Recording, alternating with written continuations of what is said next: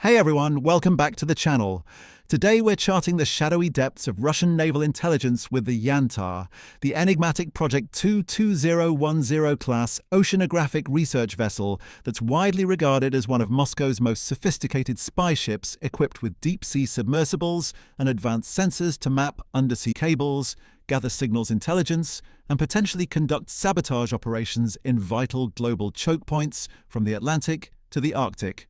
If you're a naval intelligence enthusiast, a maritime security analyst, or simply drawn to the engineering fusion of covert submersible tech, low-frequency sonar arrays, and dual-use oceanographic capabilities that transforms a seemingly benign research ship into a stealthy underwater prowler capable of diving to 20,000 feet to inspect or tamper with transatlantic fiber optic lines carrying trillions in daily data flows, you're in for a comprehensive and submersible deep dive. The Yantar, launched in 2012 and commissioned for the Russian Navy's secretive Main Directorate of Deep Sea Research, GUJI, in 2015, isn't just a floating lab.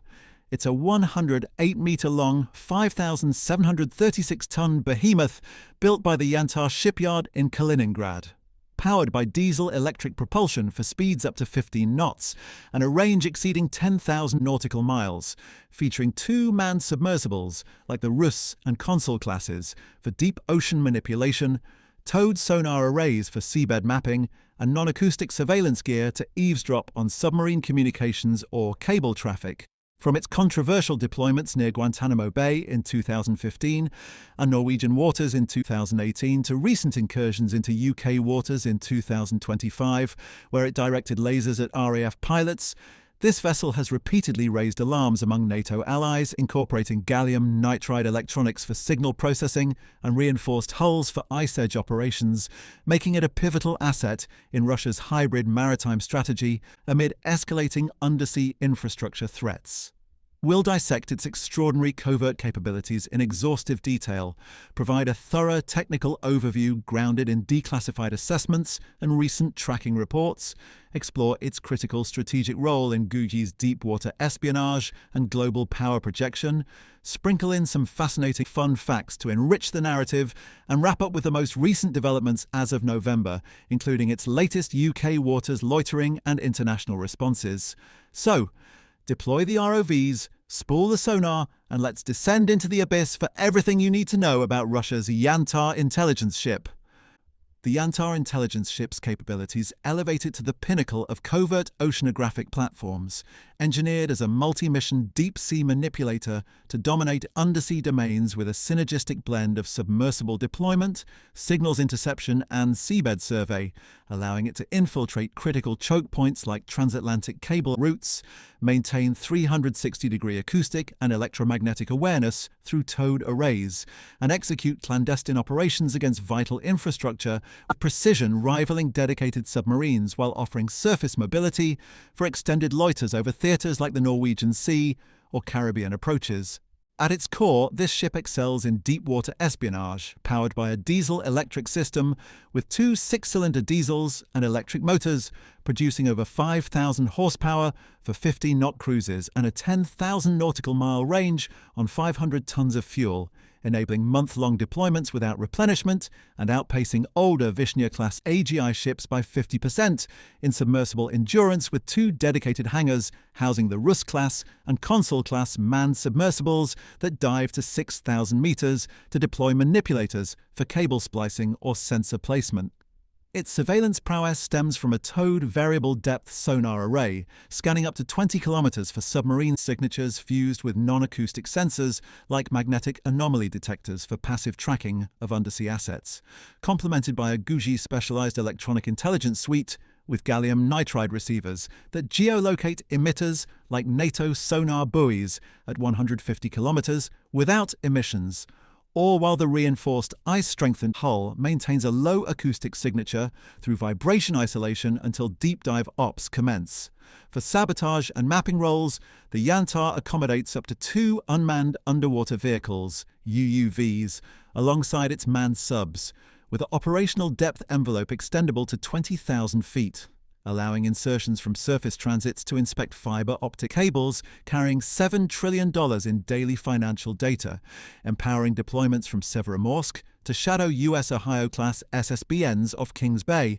or Norwegian research vessels in the Fram Strait. Its electronic warfare integration, equipped with digital radio frequency memory analyzers, can spoof acoustic decoys or disrupt undersea comms during hybrid incursions, and the mission fusion centers, with wide-area displays and helmet-mounted cueing, overlay augmented reality seabed maps from the distributed sensor system of multiple hydrophones, providing spherical acoustic vigilance for off-bore site manipulations like cable taps, enabling a crew of 60 to manage complex taskings like simultaneous submersible dives and signal trawls. The ship's relaxed stability design and dynamic positioning thrusters allow station keeping in winds up to Beaufort Force 8 without drift exceeding 50 meters. This multifaceted stealth makes the Yantar a true undersea infiltrator, capable of leading Guji expeditions to chart cable vulnerabilities, escorting Northern Fleet submarines for covert shadowing, or conducting independent surveys with multi-beam sonars mapping trenches at 1-meter resolution through thermoclines, ensuring it remains a cornerstone of Russian maritime intelligence well into the 2040s. To fully comprehend the Yantar intelligence ship's engineering brilliance, let's explore its technical specifications and operational dynamics, as the Yantar shipyard's blueprint is a sophisticated synthesis of oceanographic facade and espionage integration, creating a vessel that's as innocuous as it is insidious, measuring 108 meters in length, 16.4 meters in beam, 5.3 meters in draft, and displacing 5,736 tons at full load, powered by two 6-cylinder diesels and electric motors generating 5,200 horsepower for 15-knot sprints and 10,000 nautical mile endurances on 500 tons of marine diesel. The hull's high-strength steel with ice-breaking bows trims signature by 20% over older AGIs while housing dual submersible hangars, each accommodating a Russ-class mini-sub with 2,000-meter dive capability and manipulator arms for precision tasks, thanks to modular wet decks, reinforced moon pools, and automated cranes for launch and recovery, and the variable depth sonar tow, deployable to 1,000 meters, enhances low-frequency detection for submarine hulls at 20 kilometers, paired with a swept superstructure for hydrodynamic stability. Avionics shine with the Guji Integrated Electronic Support Measures suite featuring 2,000 gallium nitride modules for simultaneous SIGINT and ELINT modes up to 40 GHz, integrated with the distributed hydrophone array of 12 passive sonar buoys for spherical acoustic tracking up to 150 kilometers, and the CIC's wide-area displays with voice-activated controls and helmet-mounted displays enable off-bore-site queuing, where operators designate dives by gazing at feeds. Submersible bays hold two manned vehicles with 6,000-meter envelopes or UUV pods for autonomous mapping, with deck mounts adding up to two more for 4 total effectors, including ROVs for cable inspection or seabed samplers. The electronic warfare suite, with digital radio frequency memory jammers and towed decoys, counters threats like ASW torpedoes. Operationally, the Yantar flows seamlessly. The crew transits from Severomorsk at economical speeds, deploys a submersible at dusk for moonpool launch, sonars lock a cable route at 20 kilometers with the array, the ROV slaves to a splice point from the console, then executes a precision tap while the hydrophones provide spherical awareness, or within a 10,000 nautical mile envelope linking Baltic ports to Caribbean shadows, making it a strategic asset for hybrid undersea ops in global choke points.